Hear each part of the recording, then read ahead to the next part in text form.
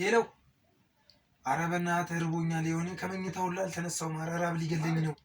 በቃ የሆነ ምግብ ነገር ይዘህልኝ ና ያገኘህ ከሆነ አንተ በልተህ ጋር አንተ እኮ በፌስታል ነገር የሆነ ነገር አንጣልኝ። እኔ ራብ ሊገለኝ ነው። በቃ እሺ እጠብቅሃለሁ። ተኝቼ ነው የምጠብቅ። እሺ እሺ እሺ ቶሎ በል በእናትህ። የሌለ ጠኔ ገድሎኛል። 2 ቀን ሆኖኛል በቃ ከበላሁ ማለት ይችላል። እሺ እሺ እሺ በቃ ብራ አስቀምጬልሃለሁ። ግባና ብላ። በቃ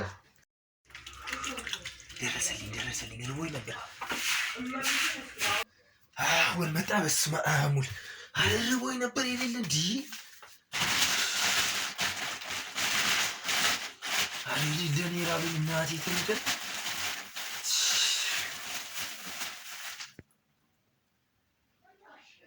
አቦ መቀለዱን ጀመረ ደግሞ ሲያስጠላ። በናች ምንድነው ድንጋይ የሚያመጣልኝ? ኧረ በስመ አብ ድንጋይ